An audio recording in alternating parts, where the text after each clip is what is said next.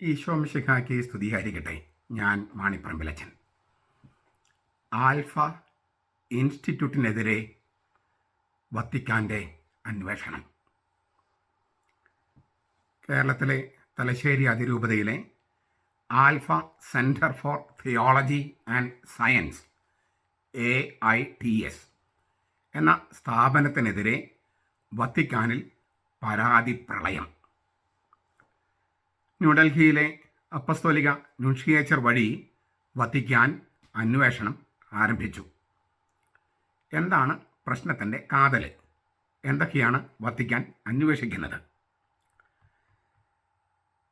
കത്തോലിക്ക സഭയിലെ ഏതെങ്കിലും ഒരു അംഗീകൃത കലാലയവുമായി ഇൻസ്റ്റിറ്റ്യൂട്ട് അഫിലിയേറ്റ് ചെയ്യാതെ BTH bachelor degree, MTH masters degree, പിന്നെ ഡോക്ടറേറ്റ്, അതിന് പല പേരുകളുണ്ട്. ആൽഫ ഇൻസ്റ്റിറ്റ്യൂട്ട് DRS എന്നാണ് കൊടുത്തിരിക്കുന്നത്. Doctorate in research, I don't know എന്താ അതിൻ്റെ ഫുൾ ഫോം എനിക്കറിയില്ല. അതൊന്നും കൊടുക്കാൻ കഴിയില്ല. അതായത് BTH, MTH, doctorate, bachelor degree, masters degree, doctorate ഒന്നും കൊടുക്കാൻ കഴിയില്ല. ഏതെങ്കിലും അംഗീകൃത കലാലയവുമായി അഫിലിയേറ്റ് ചെയ്യാതെ ഡിപ്ലോമ കോഴ്സുകൾ കൊടുക്കാം, ഡിപ്ലോമ സർട്ടിഫിക്കറ്റും കൊടുക്കാം, അല്ലാതെ ഡിഗ്രിയും പിന്നെ മാസ്റ്റേഴ്സ് ഡിഗ്രി ഒന്നും കൊടുക്കാൻ കഴിയില്ല. കാരണം മാസ്റ്റർ ബിരുദം, ഡോക്ടറേറ്റ് എന്നീ പദവികൾ ലഭിക്കുന്നവർ സഭയുടെ പ്രബോധനാധികാരത്തിലാണ് മജിസ്റ്റേരിയം പങ്കുപറ്റുന്നത്.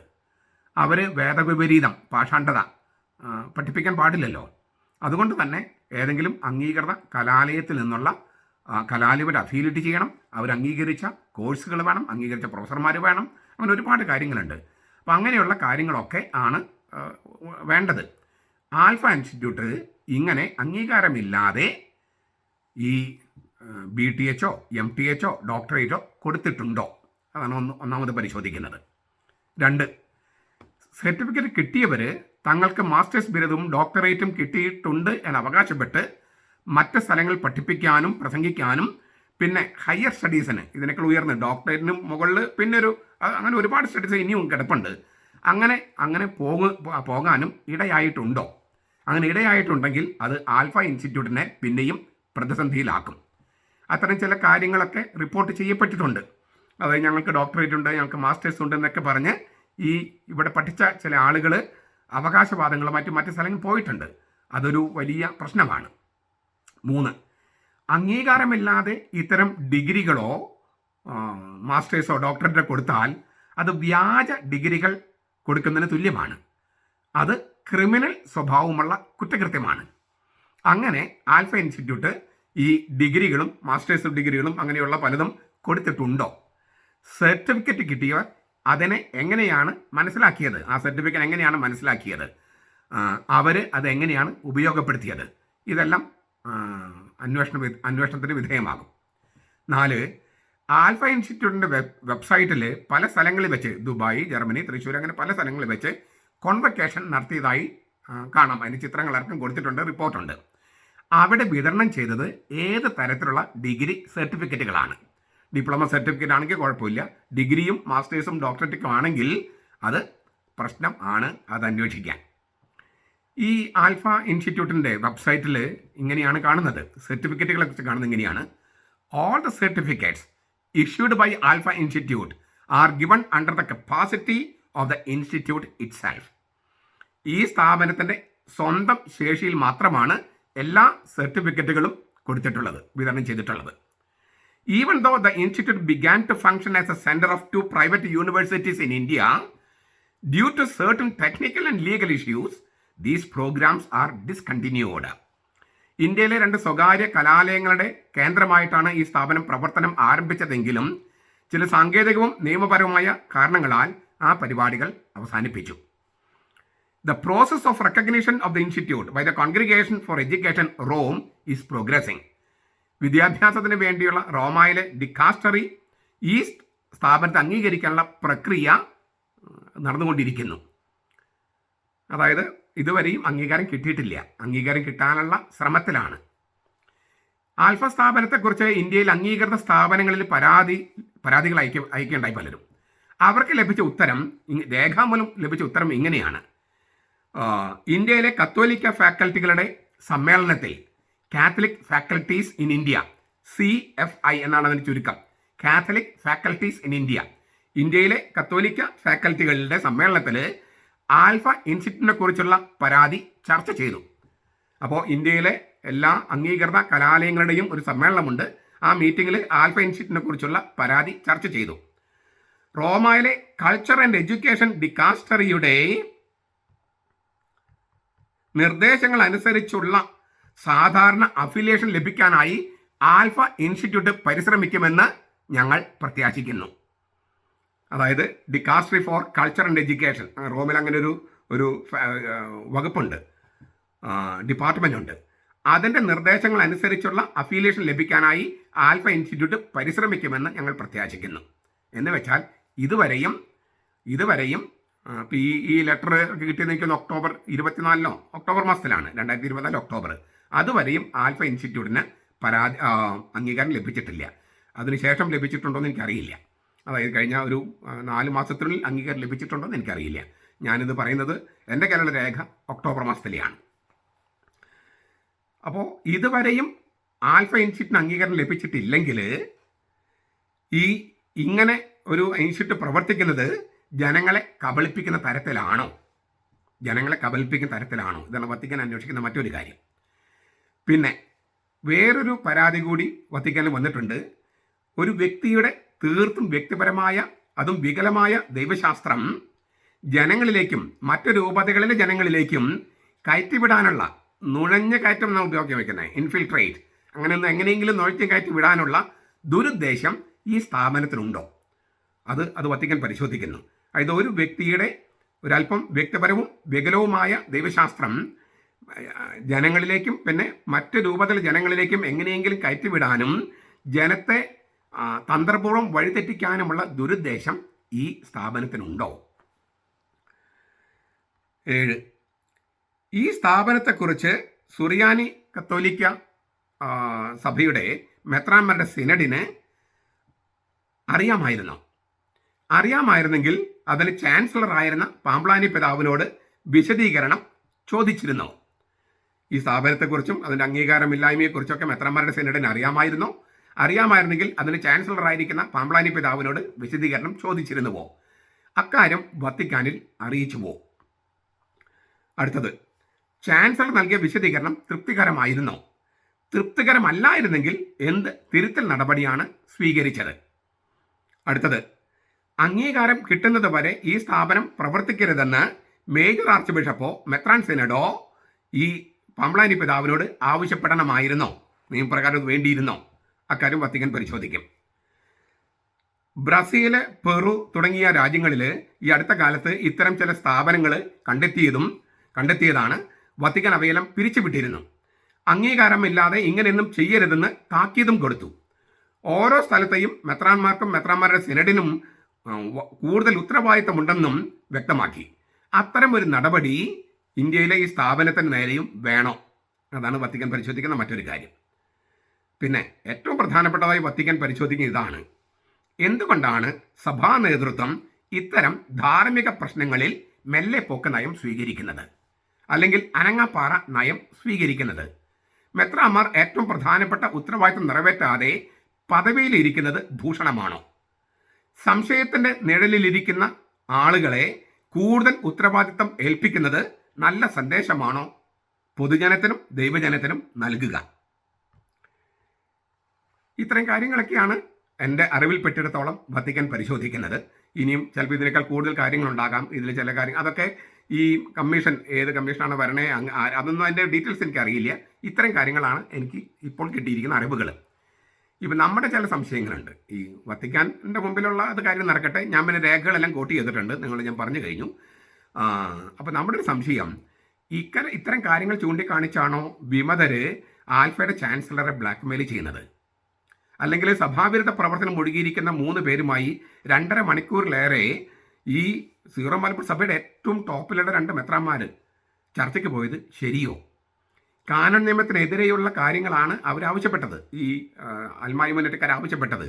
അതെല്ലാം വാങ്ങിച്ച് കൊണ്ടുവരാൻ അവർക്കെതിരെ നടപടികൾ ഇനീഷ്യേറ്റ് ചെയ്യുന്നതിന് പകരം അവരോട് താതാത്മ്യപ്പെടുന്ന തരത്തിൽ പെരുമാറുന്നത് ശരിയായ സംഗതിയാണോ? ഇതൊക്കെ നമ്മുടെ സംശയങ്ങളാണ്. മാത്രമല്ല, സഭയോടൊപ്പം നിൽക്കുന്നവരെ മോശക്കാരായും സഭാവിരുദ്ധ പ്രവർത്തനങ്ങൾ ചെയ്യുന്നവരെ വിചിത്രരായും ചിത്രീകരിക്കുന്ന പ്രവണത, അതും തുടർച്ചയായ പ്രവണത, അത് എറണാകുളത്തെ മെത്രാന്മാർ മാത്രമല്ല, അല്ലാത്ത ചില മെത്രാന്മാരും കാണിക്കുന്നു. അതെല്ലാം അങ്ങനെ സഭാന്തത്തിൽ ഉണ്ടാകുമ്പോൾ അത് ദൈവജനത്തിലുണ്ടാക്കുന്ന ഇടർച്ച എത്രമാത്രമാണ്, എത്ര അധികമാണ്. സഭയെ മൊത്തത്തിൽ നാറ്റിക്കുന്നത് വിമതരെക്കാൾ സഭാ നേതൃത്വമാണെന്ന ചിന്ത അൽമായർക്കുള്ളതുപോലെ വത്തിക്കാനിലുമുണ്ട്.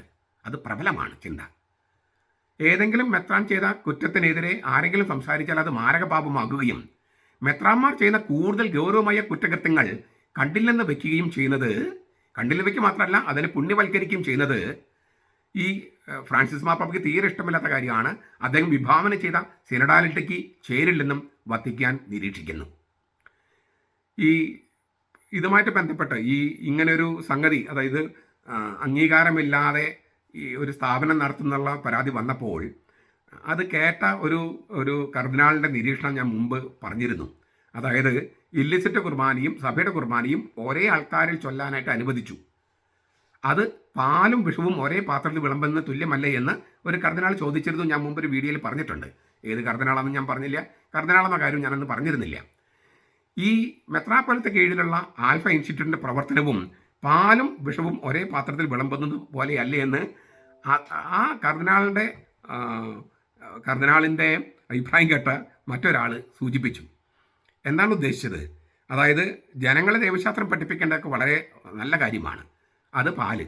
പക്ഷേ ഡിഗ്രികളും മറ്റും അംഗീകാരമില്ലാത്ത ഒരു സ്ഥാപനം അത് അക്കാര്യം മറച്ചു വെച്ച് ചെയ്തെങ്കിൽ അംഗീകാരമില്ലെന്നുള്ള കാര്യം മറച്ചു വെച്ച് ചെയ്തെങ്കിൽ അത് വിഷമാണ്. ജനങ്ങൾ തെറ്റിദ്ധരിക്കില്ലോ. അവർക്ക് സർട്ടിഫിക്കറ്റ് കിട്ടുമ്പോൾ അവർ മാസ്റ്ററാണ്, ഡോക്ടറാണ്, അവർ ഹയർ സ്റ്റഡീസിന് പോകുന്നു, അപ്പോൾ അന്വേഷണം വരുന്നു, അപ്പോൾ വ്യാജ ഡിഗ്രിയാണെന്ന് തിരിച്ചറിയുന്നു. ഇത് വല്ലാത്തൊരു പ്രശ്നമാണ്. അപ്പോൾ ജനങ്ങൾ ദൈവശാസ്ത്രം പഠിപ്പിക്കേണ്ടത് വളരെ അത്യാവശ്യമാണ്. അത് പാലാണ്. പക്ഷേ കൊടുക്കുന്നത് വിഷമായിട്ടാണെങ്കിൽ പാലും വിഷവും ഒരേ പാത്രത്തിൽ വിളമ്പുന്നതിന് തുല്യമാകില്ലേ?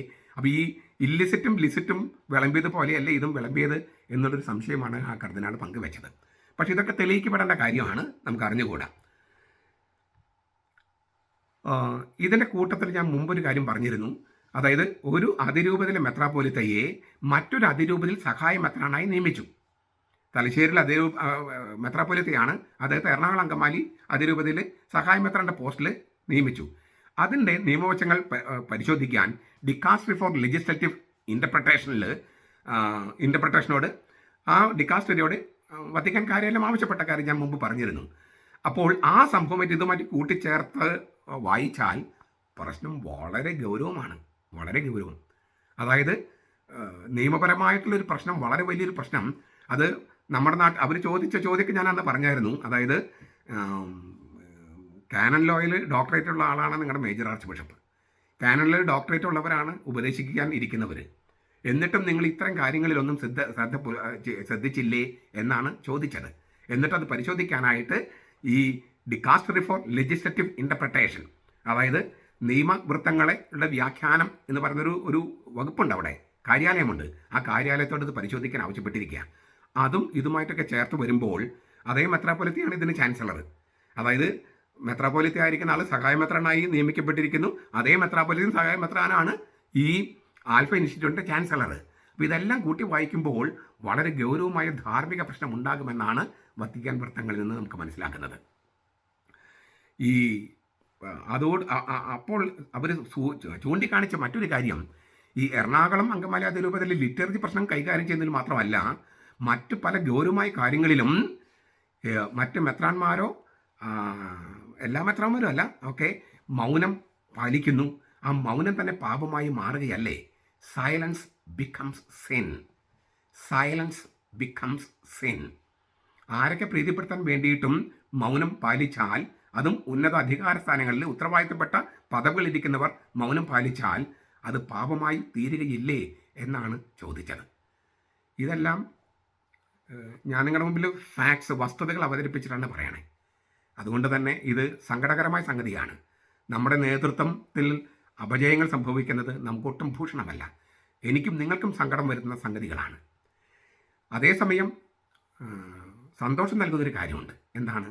ഇത്തരം കാര്യങ്ങളെല്ലാം അപ്പോൾ ബന്ധപ്പെട്ട അധികാരികളെയും വത്തിക്കാനെയും രേഖാമൂലം അറിയിച്ചു കൊണ്ടിരിക്കുന്ന പ്രബുദ്ധരായ അൽമായർ നമുക്കുണ്ട്. അതൊരു ഭയങ്കര സന്തോഷമുള്ള കാര്യമാണ്.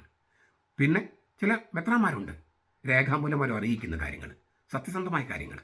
പിന്നെ ചില വൈദികരുണ്ട്, ഇതൊക്കെ അറിയിച്ചിരിക്കുന്നതിനകത്ത് ഒപ്പുവെച്ചിരിക്കുന്നവർ വൈദികരുണ്ട്, മെത്രാന്മാരുണ്ട്, പ്രബുദ്ധരായ അൽമായരുണ്ട്. അപ്പോൾ അതിലൊക്കെ നമുക്ക് അഭിമാനിക്കാം. അതായത് സഭയുടെ ഒരു ഒരു എന്താ പറയുക, വളർച്ചയുടെ ലക്ഷണം കൂടിയാണിത്. ഈ ജാഗരൂകതയോടെ കർത്താവിൻ്റെ സഭയെ ജാഗരൂകതയെ കാക്കുന്ന ധാരാളം ആളുകളുണ്ട്. അത് വളരെ സന്തോഷം നൽകുന്ന കാര്യമാണ്. തീർച്ചയായിട്ടും സഭയുടെ ശുദ്ധീകരണത്തിന് അത് ഇത് മുതൽക്കൂട്ടാകും. നമുക്കുണ്ടാകുന്ന ഓരോ പരാജയങ്ങളോ അല്ലെങ്കിൽ നമുക്ക് നമ്മുടെ പാപങ്ങൾ ചൂണ്ടിക്കാണിക്കുമ്പോൾ പാപമേറ്റ അവസാനത്തെ കാര്യമല്ലല്ലോ, കൃപയുണ്ട്, ശുദ്ധീകരണമുണ്ട്.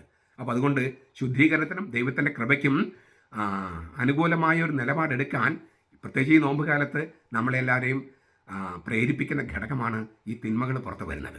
നമ്മളിപ്പം ചിലപ്പോൾ പറയും ഏറ്റവും കൂടുതൽ കുറ്റകൃത്യങ്ങൾ റിപ്പോർട്ട് ചെയ്യുന്നതല്ല ഏറ്റവും വലിയ പ്രശ്നം. ഈ പല സ്ഥലങ്ങളിലും കുറ്റകൃത്യങ്ങൾ റിപ്പോർട്ട് ചെയ്യുന്നില്ല, എന്നിട്ട് അവിടെ കുറ്റകൃത്യങ്ങളൊന്നും റിപ്പോർട്ട് ചെയ്തിട്ടില്ല എന്ന് പറഞ്ഞിരിക്കുന്നത് ശരിയല്ലല്ലോ. കുറ്റകൃത്യങ്ങൾ റിപ്പോർട്ട് ചെയ്യപ്പെടുന്നു. അത് നമുക്ക് ശുദ്ധീകരണത്തിനും ജാഗരൂകതയ്ക്കും ജാഗ്രത പാലിക്കാനും അതുപോലെ ദൈവത്തിൻ്റെ കൃപയുടെ കീഴിൽ കൂടുതൽ നേരം നിൽക്കാനും ഒക്കെ നമ്മെ പ്രേരിപ്പിക്കുന്ന ഘടകങ്ങളാണ്. ഇവയെല്ലാം മെത്രാന്മാരുടെ സിനഡിൽ നൽകുന്ന മുന്നറിയിപ്പുകളും വളരെ വലുതാണ്, ആഴമേറിയതാണ്. ഏതായാലും വത്തിക്കാൻ നുൻഷിയേച്ചർ വഴി അന്വേഷണം തുടങ്ങിയിട്ടുണ്ടെന്നാണ് എനിക്കറിയാൻ കഴിഞ്ഞത്. അവരുടെ നിഗമനങ്ങൾ നമുക്ക് കാത്തിരുന്ന് കാണാം. സഭയുടെ പ്രതിച്ഛായ നന്നാക്കാനുള്ള അവസരമായി ഇതിനെ മെത്രാന്മാരുടെ സിനഡ് കാണുമെന്ന് നമുക്ക് പ്രത്യാശിക്കാം, പ്രാർത്ഥിക്കാം. എല്ലാം നല്ലതായിട്ട് സംഭവിക്കട്ടെ, മാറി വരട്ടെ എന്ന് നമുക്ക് പ്രത്യാശിക്കാം. നമ്മുടെ കർത്താവ് ഈശോ മിശിഹായുടെ കൃപയും പിതാവായ ദൈവത്തിൻ്റെ സ്നേഹവും പരിശുദ്ധാത്മാവിൻ്റെ സഹവാസവും നാം എല്ലാവരുടെയും കൂടി ഉണ്ടായിരിക്കട്ടെ, ഇപ്പോഴും എപ്പോഴും എന്നേക്കും. ആമേൻ.